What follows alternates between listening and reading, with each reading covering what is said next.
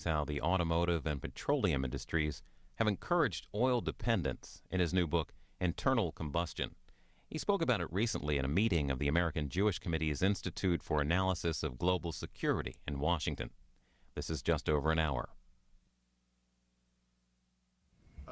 Our sponsor here, the IAGS, the Institute for the Analysis of Global Security, and Gal Loft, and a number of people that he is working with, names that you might know, are really making an important contribution to the question of our addiction to oil and how we're going to get off of that. And I strongly applaud the IAGS for all the work that they're doing behind the scenes and in every venue to help us get off of oil. Now, you may have seen from the trailer that I did lead a team of some 50 researchers in 100 repositories, everything from the archives of British petroleum and Iraqi oil to the closed papers of Thomas Edison and the papers of Henry Ford. And we obtained some 50,000 documents. And it led us to the conclusion that since the beginning of recorded time, there has never been a generation where fuel and energy and transportation has not been the domain of monarchs and manipulists and monopolists. And that's what I did in this work. In order to understand how we got addicted to oil, I didn't just go back to World War II. I didn't just go back to World War I. I actually went back to the beginning of recorded time. I went back to ancient Mesopotamia and to the pharaohs to see just what was the first fuel. I don't know if anyone here knows what the first fuel in the world was. Does anyone have an idea? What was the first? Anyone? Ox. Ox? No? Anyone else? Manure. Who said water? Ron? Anyone else? Firewood. Who said firewood? Right. It was wood. It was timber. Timber, wood, was the basis of civilization because from wood came smelting. And that meant metal. That meant tools. That meant weapons. That meant jewelry. That meant religious objects. Coins as a medium of exchange. In fact, wood was more valuable than gold because without wood, there was no gold. You couldn't make gold. And so when the pharaohs and other ancient despots would want to take over property and territory, they wouldn't just take over the empty quarter of the Arabian Peninsula so they could have space. They took over a wealthy, resource-rich land, and that was a land with wood. Okay, let's say we'll take an example like Cyprus. Does anyone know what the word Cyprus means? Copper. Copper, correct.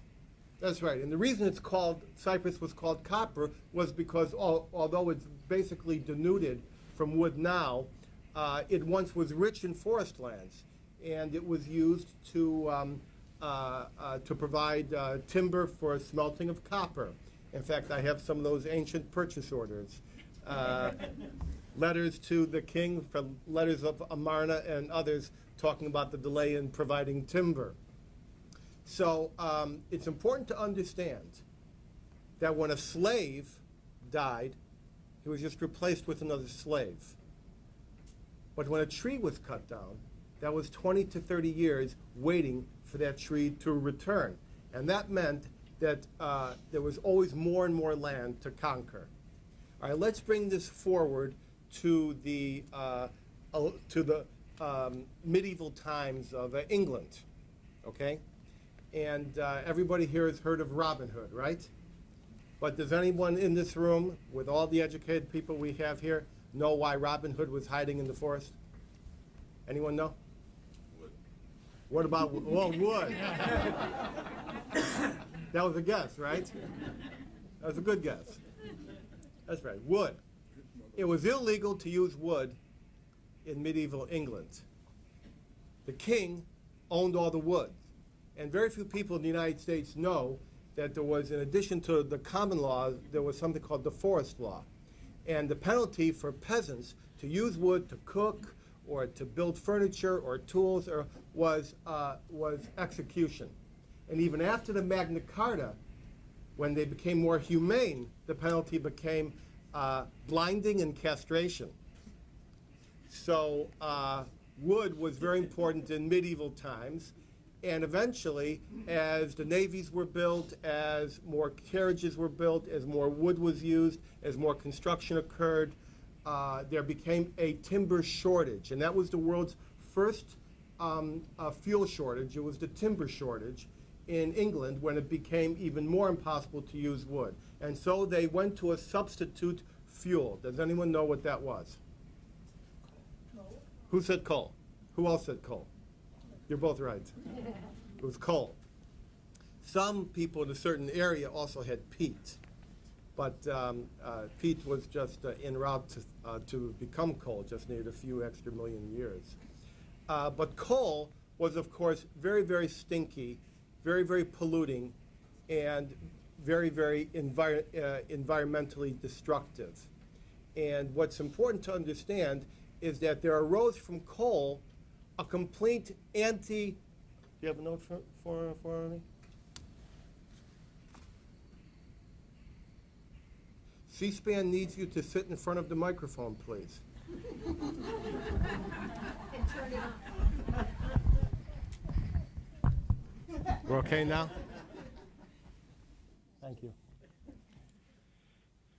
I never sit when I'm speaking, but I'll do it this time. I'm too nervous to sit. Okay. So, from the pollution of coal came the first anti-pollution movement. There were laws, there were protest marches, there was a demography about cancer deaths, how many cancers in this part of the village as opposed to that part of the village, in this part of the countryside as opposed to that, based upon the smokestacks.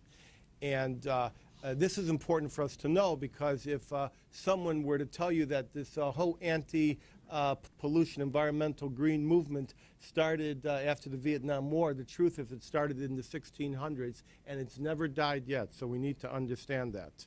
Okay, there arose in this coal trade the world's first energy cartel, a secret society that no one in the United States has ever heard of, and there are no books in the United States which mention it. And this society is called the Hostmen of Newcastle. And the Hostmen controlled all the coal in England. Now, how did they control it? It isn't that they mined it, it isn't that they dug it out. What they did was they transported it down riverboats. And and they were involved in a lot of bribery, a lot of skullduggery. There were protest movements about the price. And when the pressure was high, the Hostmen would increase the supply of coal and the price would go down. Then right after the pressure would subside, like an election or something of that nature, the price would go back up and the supply would be manipulated. Now, the guys involved in the transport of coal made it clear to the world that you could own all the coal in England, but if you couldn't move it downstream, you would freeze in winter. And that's important for us now, because we understand that you can have access to all the oil reserves in the world, and if you can't get them past the Straits of Hormuz, you ain't got no oil, and that's important. Now, the Hostmen, their industry developed an invention for pumping water out of the coal mines. Anybody know the name of that invention? No one knows. The steam engine, correct. And then they put the steam engine on wheels. And what did that make? A locomotive, right. And what was that? Then they put it on the water. That's a few centuries later. Okay. Anyway, they were now able to transport the coal over land instead of just water, and it opened up great expanses of the country. It opened up England. It opened up the continents of Latin America, of Africa, of Europe. It opened up the the United States. And it also brought man face to face with a new phenomenon, one that actually had a neurological effect. Speed. That's right, you did guess correctly. Have you heard one of my speeches before? Okay. But I've always thought that the railroads were a bigger change in human history. That's right. than Railroads anything were. I could think of. That's right. Railroads were important. Why? Because until that time, can everybody see me okay? Until that time, you could only go 5 to 15 miles an hour on a horse. But speed allowed man to go 80, 90, 100 miles an hour. Now, I want you to think about this. There's an optical impact. Because when you're going 100 miles an hour, and we've all seen the experience, and you look out the sides, everything is a blur. Your surroundings are a blur. You can only focus on what's right in front of you. And since man discovered great velocity, there has been a change from which there has been no retreat. Now, these great expanses required communication. And a device was invented to communicate across these hundreds of miles. Anybody know the name of that device? Telegraph, right. And what powered the telegraph? Electricity, good. And where did they get the electricity? Coal, wrong. Where did they get the electricity? Where? Water, no. Fire, no. Anybody know? Okay, batteries. Okay? They got it from little boxes, batteries, and the idea at that time was, I know you all got your Blackberries, but the fact of the matter is, in the 1800s, they called batteries wireless. Wireless electricity. Now, of course, when was electricity discovered? Anybody know? Galvani. Actually before, but that's a good guess. What does the word electricity mean? Amber. So the ancient Greeks discovered electricity. That's static electricity. There are 3 types of electricity. Actually, there's 4. There's static electricity. The second type is natural electricity, like with Ben Franklin. And the third type is generated electricity, like we do in a utility. And the fourth type is when your book makes the New York Times bestseller list. Or the Washington Post. Okay, so how did we really get involved with these batteries? Well, the gentleman here was clever enough to mention Galvani. And as you know, Galvani was dissecting a frog, and he cut into the frog with his knife, with his scalpel, and he saw a spark, and he said, goodness, there's electricity in frogs' legs. But that was not the case. The actuality was that the metal of his knife hit the metal of the plate underneath the frog's legs, and from there came the spark, and eventually they were able to capture this and contain the electricity in a battery, and this brought the science of battery. This started the science of batteries in its most real sense. And it's 2 metals coming together with a positive and a negative charge. And I can tell you this, that Thomas Edison was asked at the end of his career, we know how electricity works, but does anyone know why it works? And Thomas Edison said at the end of his career, electricity has always been a mystery to me.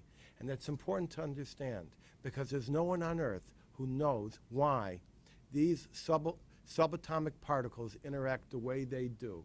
They just do. And from their interaction comes the electricity that powers our civilization.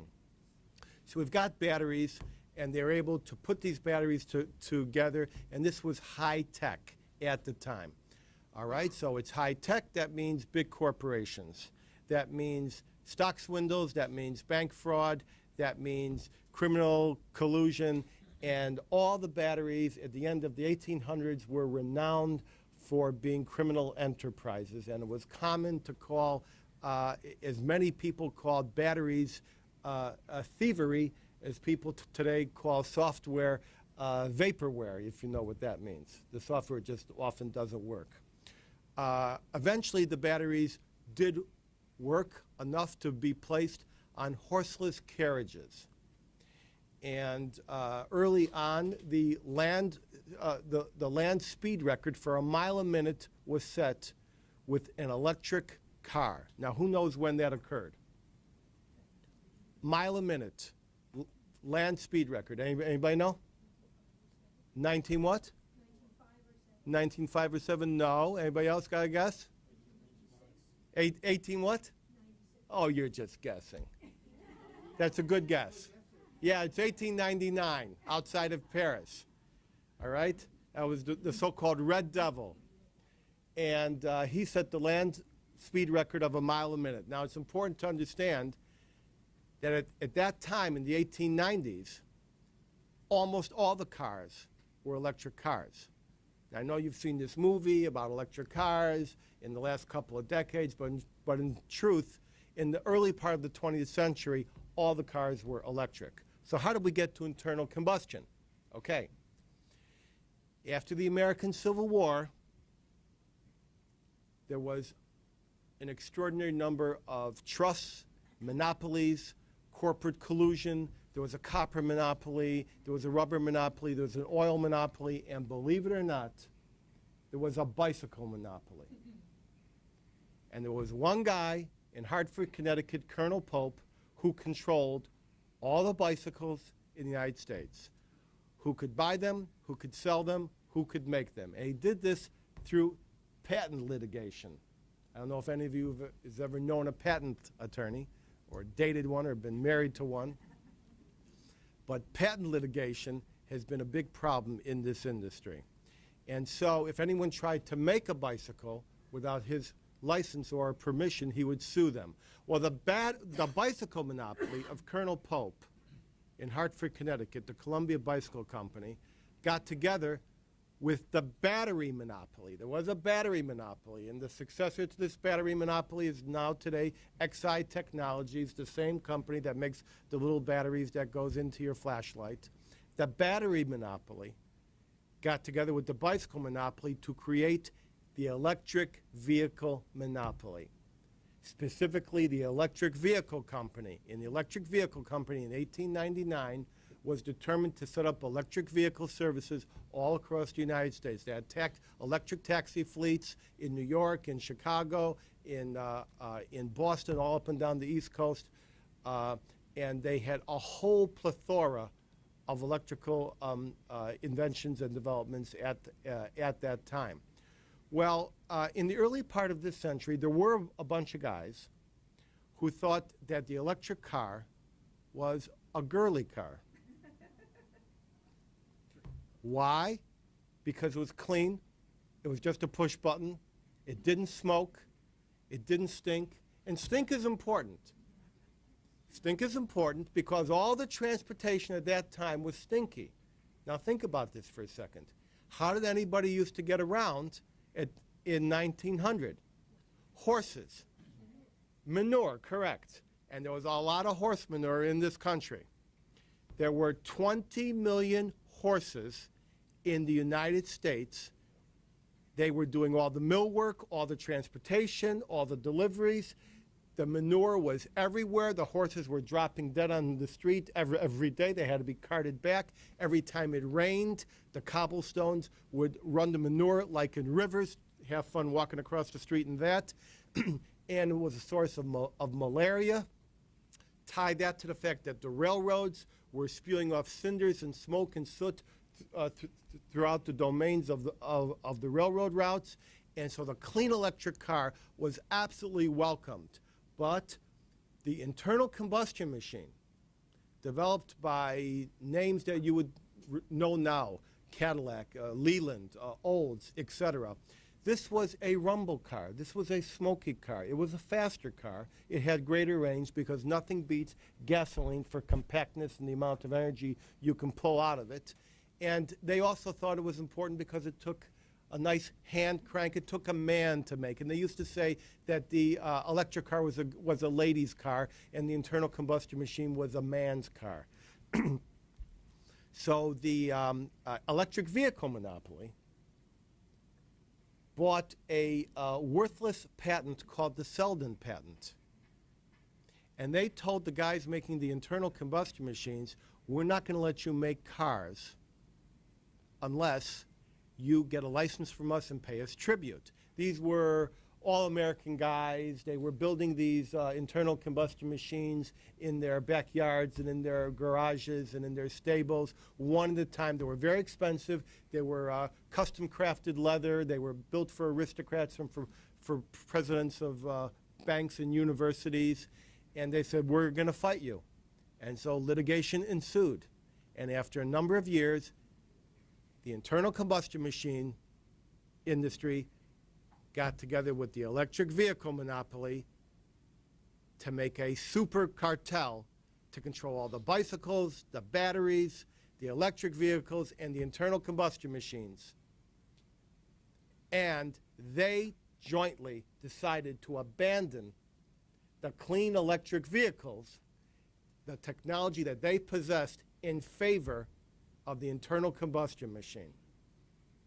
And they were going to keep this as a very expensive mode of transportation, and they ran up against one guy who refused to play ball. Now, who was that? Henry Ford, correct. Henry Ford in 1903 decided that he was going to make a Model T. He was going to make a car, a cheap car for $500, a car for every man, not just aristocrats. It was a cheap, stripped-down car, to be sure, but it was basic transportation. It would have revolutionized this country. And he's actually the hero of my book to a certain extent. I know it's very hard for a guy like me who has written about Henry Ford as a great anti-Semite and a colleague of Hitler, write about him as a hero. But Henry Ford was, this was a period before Henry Ford became an anti-Semite. This is before World War I. And so I had to treat the history honestly. And I should also say here, at the Ford Motor Company, knowing how much investigation I've done about their history, cooperated completely with me without ever knowing what my work was. And in fact, all the automakers cooperated, except for one, cooperated completely with my work. So Henry Ford said, I'm not going to give in, I'm not going to join you, and I'm going to make my cars, and there's nothing you can do about it, and you can litigate to your heart's consent. And the electric vehicle and internal combustion machine monopoly said, we're going to sue you, we're going to sue your customers, we're going to sue your dealers, and we're going to sue your suppliers, anyone who gets close to your car. And so when you bought a Model T from Henry Ford, I'll show you an interesting ad. Can I borrow this? You got not only a warranty, you got a defense attorney. Henry Ford said anyone who bought his car, here's one of his typical full-page ads in a Detroit paper, offered you a defense counsel just to drive the car. So I want you to understand that these forces are not so much energy-driven as populist, socioeconomic, political. This was a populist movement. And so they fought a horrible litigation for about 7 years. I've got the deposition of Henry Ford.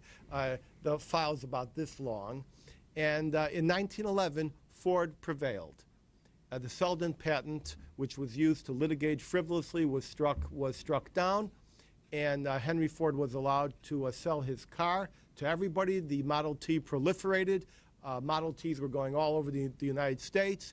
And now there was pollution and soot, not just along the railroad tracks, but now it was at every intersection and every street. And Henry Ford realized that he had won the battle, but was losing the war.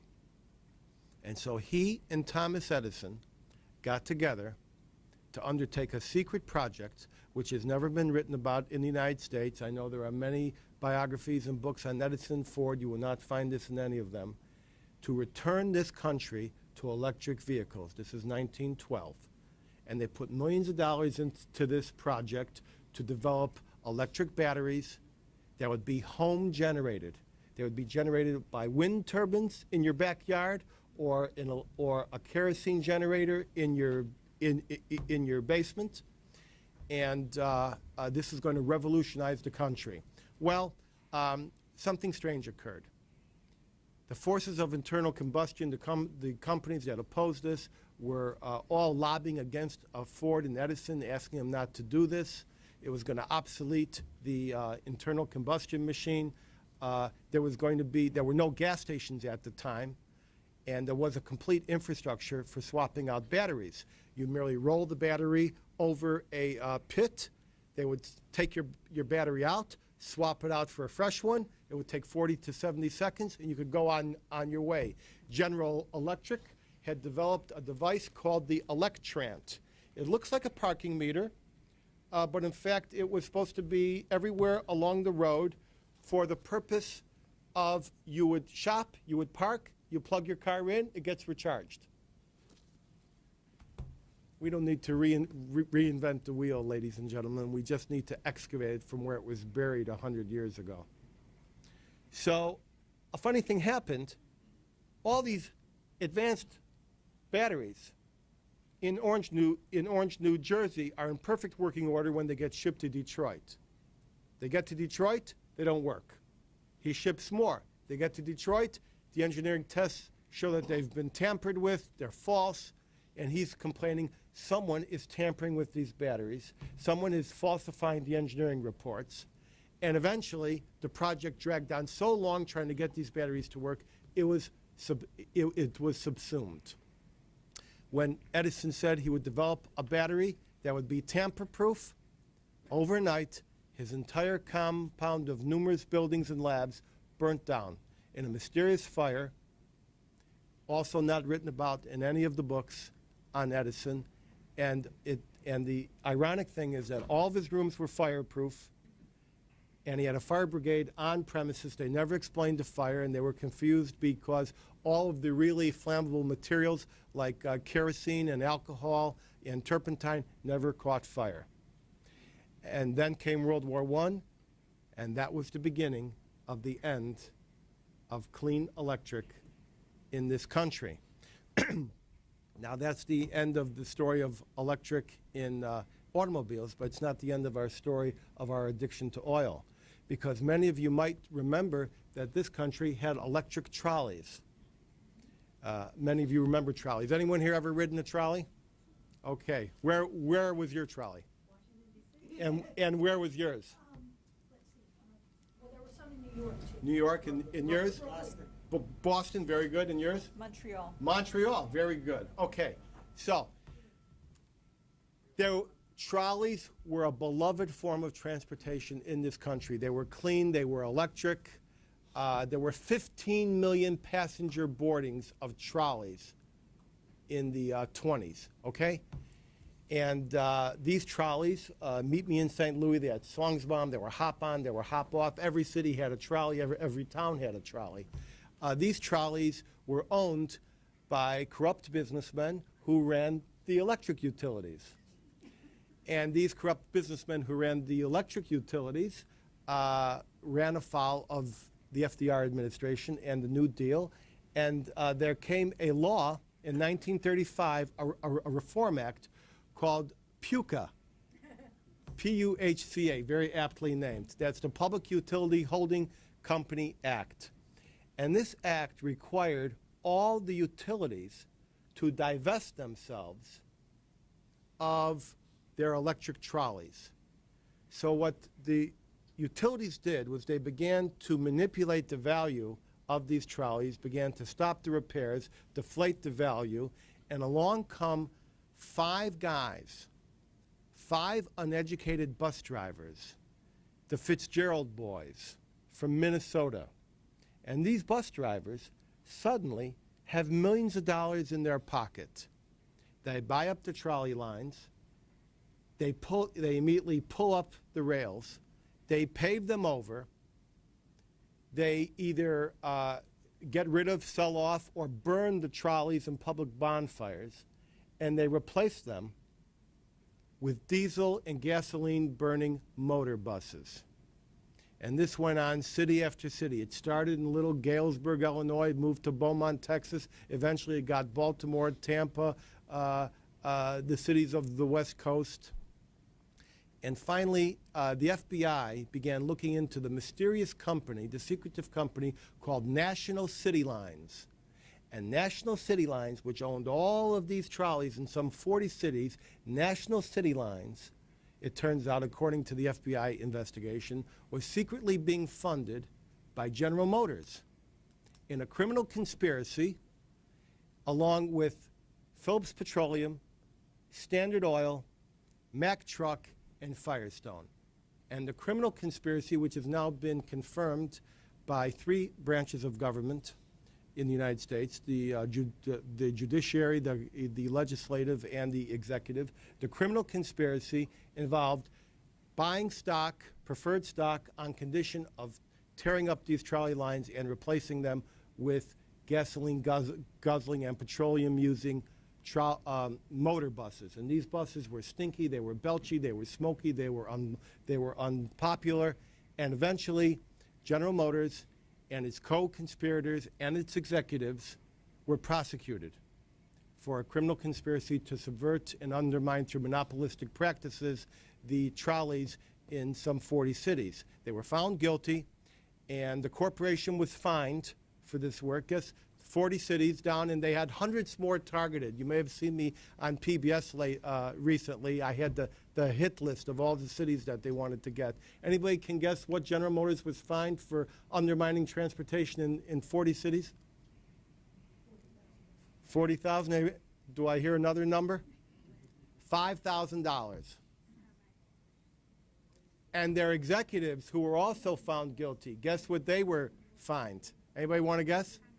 $100. Who else has a guess? $1. They didn't pay. They appealed the $1 to Supreme Court.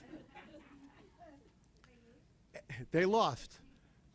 The case was upheld, and eventually this technique spread of its own momentum to other cities, and of course. Criminals are not the best guys to run mass transit, and so the mass transit companies went broke. And when the mass transit companies went broke, they were foisted upon the municipalities, and that's how the municipalities got mass transit, because the private mass transit companies of the early decades went broke in this fashion. Now. While General Motors was here undermining mass transit in the United States, fighting FDR, rebelling against the New Deal, what was General Motors doing overseas during the 30s and early 40s? Anybody want to guess? Building trolleys? No. Anybody want to guess? Selling trucks to Hitler. That's right. You read the book. You did read the book. Okay. No fair. That's right. General Motors was the biggest automotive source in Nazi Germany. It wasn't Daimler, it wasn't Benz, it was Opel. GM Opel, which they controlled 100%. And GM made the Blitz truck, which was used for the Blitzkrieg. And they were the leading supplier of this technology. And they also gave tetraethyl to the Nazis to accelerate their mobility. And when Alfred Sloan, the first half of Sloan Kettering, propositioned the Hitler regime about this, he told them, we are not only going to make cars for the Third Reich, we're going to help you recover your entire economy. We're talking about 15 to 20,000 people going back to work. We're talking about buying power. We're talking about suppliers. We're talking about dealers. We're talking about the invention of a gas station network. And we're talking about a brand new invention called the Autobahn. All of this emerging in the first years of the Hitler regime. And that is why, it's true, Thomas Watson, the head of International Business Machines, got the first Hitler Award, the Eagle, for a distinguished service by a foreigner to the Third Reich, but after he got it, General Motors got it. And I know General Motors would like you to think that they lost control of their subsidiary during the war. This is absolutely not the case. General Motors had control right when the war started in 1939, 6 a.m., September 1st, 1939. they had control. They continued to make these products for the Hitler regime, right going through the 1940, and in 1941, the company was put into escrow because, of course, we were at war with Germany, and the native-born German managers were placed in control, and after the war, General Motors got all those profits that were held in escrow for them during those 3 to 4 years. And you should understand that this company absolutely bonded with the Hitler regime.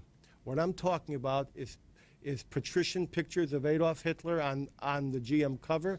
We're talking about Hitler's speeches being piped in to the factory, and we're talking about consistent donations of trucks to the stormtroopers with advertising, the proud sponsors of the stormtroopers. So this was GM was a good conduct, goose-stepping corporate citizen in Nazi Germany. At the same time, they were doing what they were doing that caused them to be prosecuted for interfering with our transportation here. And it's important to understand who are the companies that are claiming to bring us to salvation, to cure our problem. And this is giving you an example.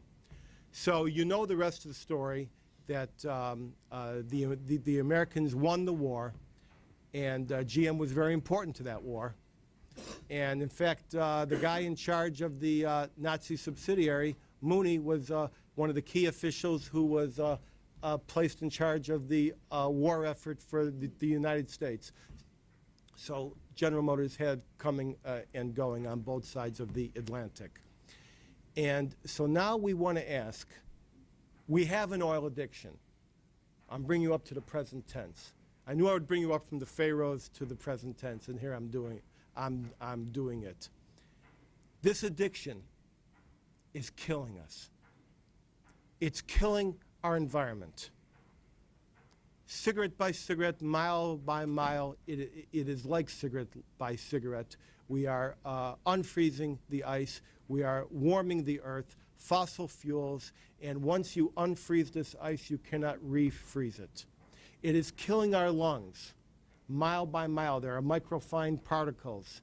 Even myself and all the people who drove here to hear me speak have done their part to poison the lungs incrementally of the people who are suffering from this internal combustion machine. And the American Lung Association, and of course the people in the Air Quality District in California, have a complete understanding of this, as do the major groups who are involved in fighting the environmental impact.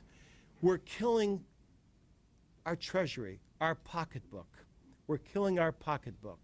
Our money is being transferred at a fantastic rate to the Middle East, who don't approve of our way of life, to a group of people who, in many cases, use our money to buy airplane tickets to fly into the World Trade Center.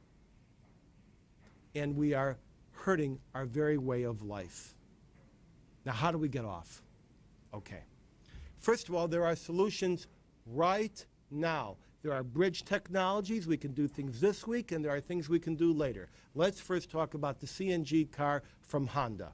Okay? Does anyone here know that Honda makes a CNG car? A compressed natural gas car, an oven gas car. Do you know? Anybody here know? Okay. No one knows that.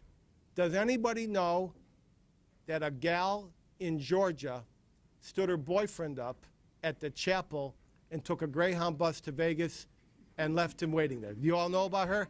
What's her name? The Runaway Bride. Why am I bringing this up? Because on the day that Honda announced their CNG car, mankind's first step away from gasoline stations, with a home fueling center right in your garage, you'd never see a gas station again. The Runaway Bride ran away, and they weren't covered. And it's as simple as that. It was the Runaway Bride. So now everybody knows what the headlights on the Runaway Bride look like, and no one knows what the headlights on the Honda CNG car look like. But the fact is there's 5 million CNG cars in the United States, excuse me, in the world. 300,000 are made by one manufacturer, and that is Honda.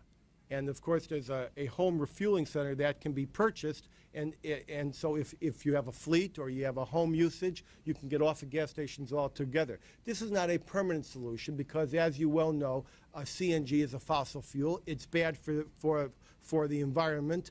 But those who want to get us off of gas stations, those who want us to stop using oil, at least temporarily, could right now develop CNG fleets. And you also need to understand that these 5 million vehicles in the world, who's making them? The big three.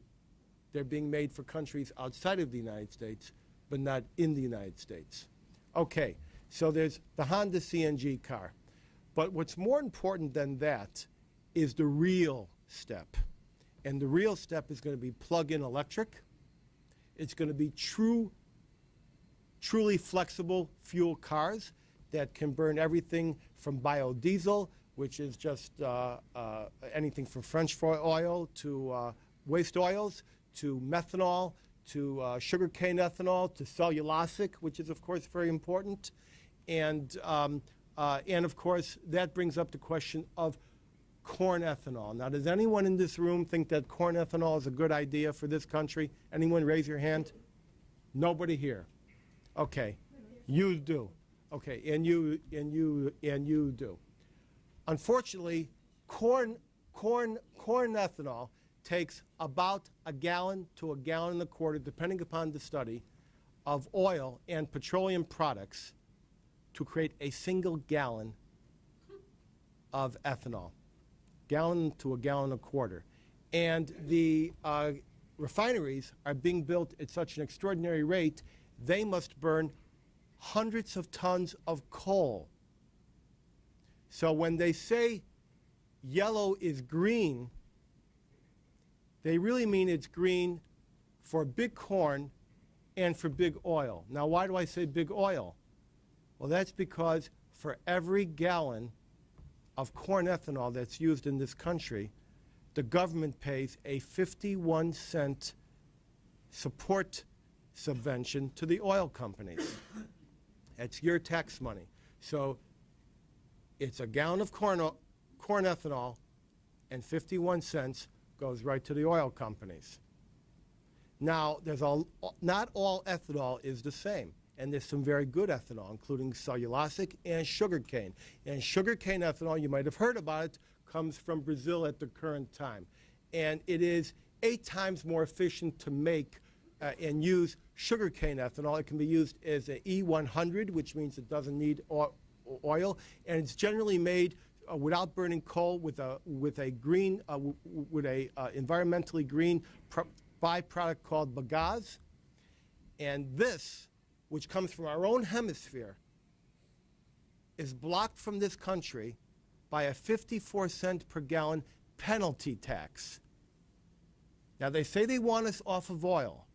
Why is there a 54-cent penalty tax on every gallon of Brazilian oil and, Brazilian sugarcane ethanol, and restrictions on investment?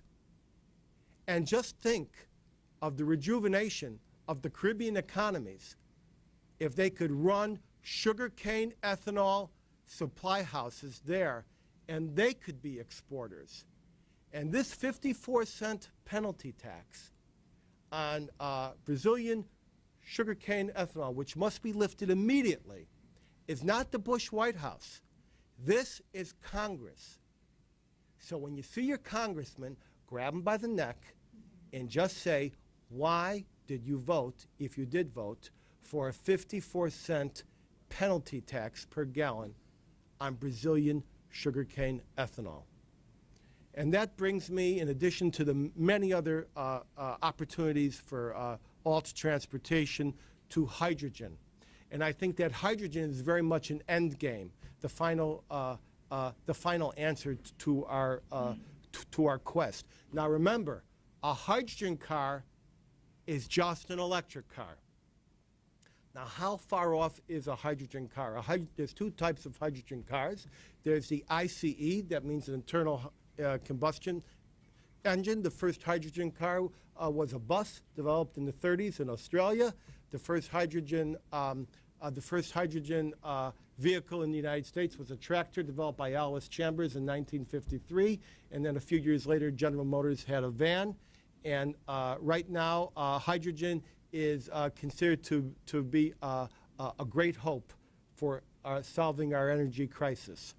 Well, when I started doing this work, Honda and Toyota told me about a year and a half to 2 years ago that the hydrogen car was about 10 years away. And then about a year ago, they told me it was 3 years away.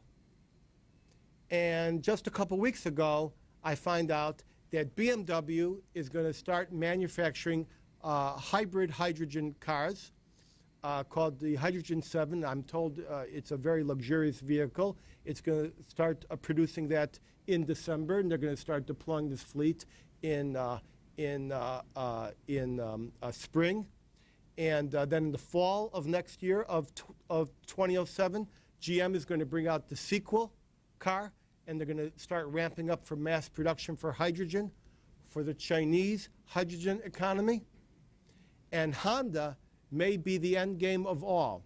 And Honda is developing the home energy station. They have it right now. It's made by Plug Power, a company in upstate New York. And this will take compressed natural gas, oven gas, right out of your current infrastructure, crack the gas, and generate electricity to fuel your entire home and 5 cars. And this home energy station is a little bigger than your air conditioning unit.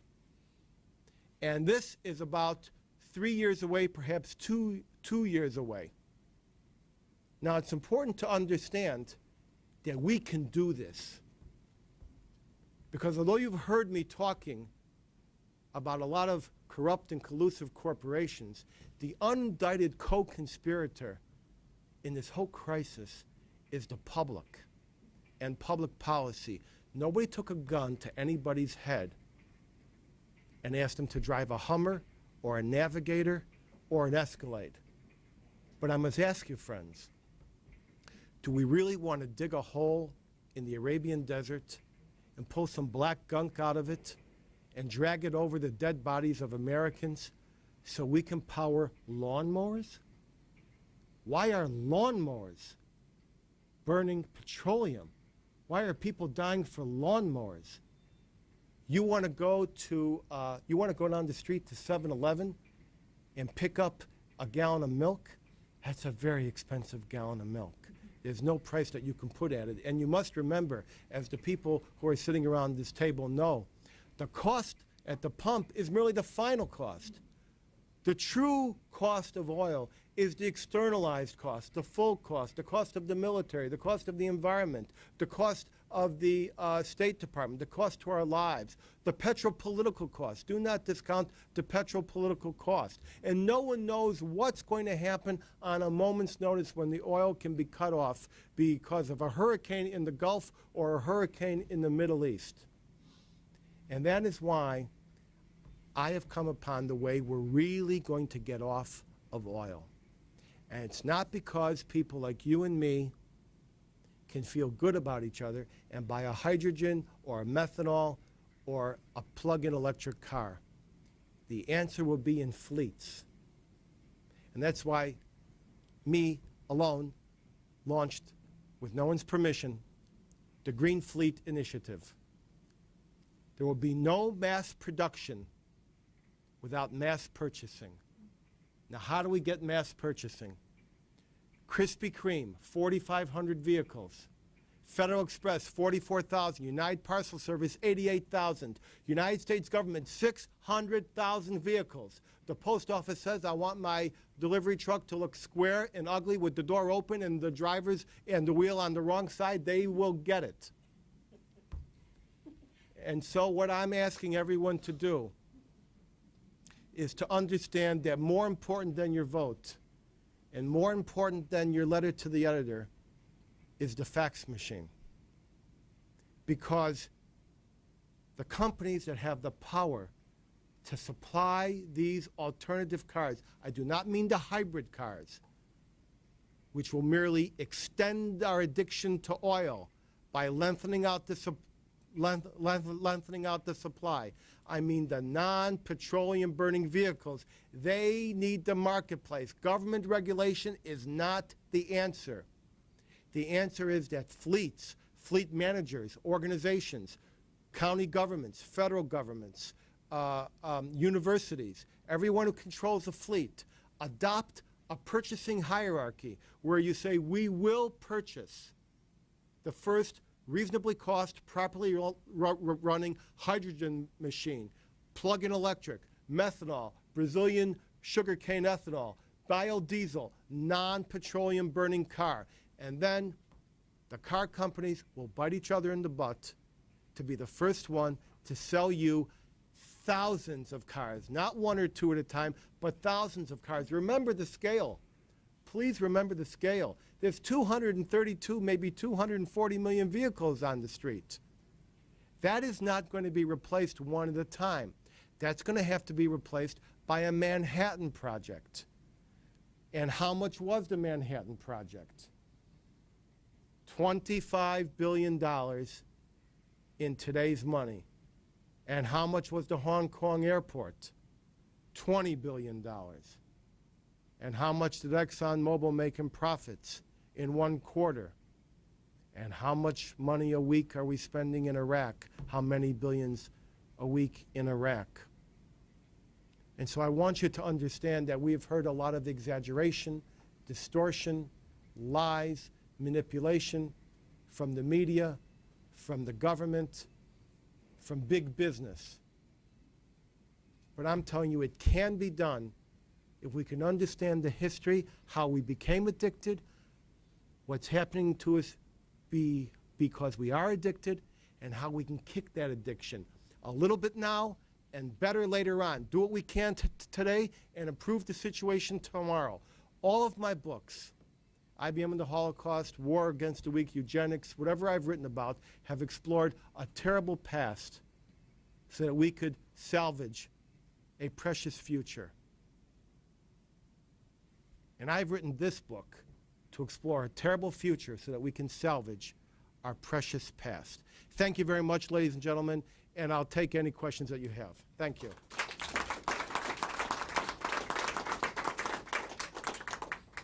Okay, so you had a question, how does hydrogen work? How does hydrogen work? There are 3 ways. First of all, hydrogen is the most abundant substance in the universe, as you well know. 3 of the most conventional ways are this. A, the home energy station by Honda and by others is going to crack compressed natural gas or other carrier into both electricity and will create fuel. Okay, it's a What form will the fuel be? The fuel. Is it liquid? Is it gas?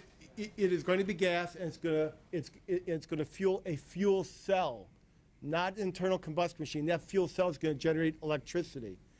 There is also electrolysis, where such as the city of Las Vegas now is building a giant electrolysis array to take sunlight to create out of water electricity from the hydrogen. And you have to understand we can generate the power needed, the energy needed to create the fuel. No fuel without energy and without power from windmills, from solar. And the third way is bacteria. Some of the best minds in this country now are looking at ways to increase the bacterial yields of hydrogen to fuel our cars. Infrastructure is the dirty word of energy. What I'm looking for is home-generated infrastructure that will create the hydrogen right in your backyard, which is what Honda and other people have in mind. Did you have a question, sir? But natural gas is not renewable, and it also has contaminates the atmosphere. That's right. Natural gas. Anyone who's seen these buses that says clean natural gas, that's another lie. Natural gas is not clean, but it's like natural hairspray. It's an oxymoron. The fact of the matter is, natural gas is only about 66% as dirty as regular oil pollution, and so it's cleaner. It's less dirty, but it's not clean. And what we have to understand is this is an infrastructure that's in place now. Most parts of the country have oven gas. They have barbecue grill gas. You can plug into that. So that is one solution. There are many solutions.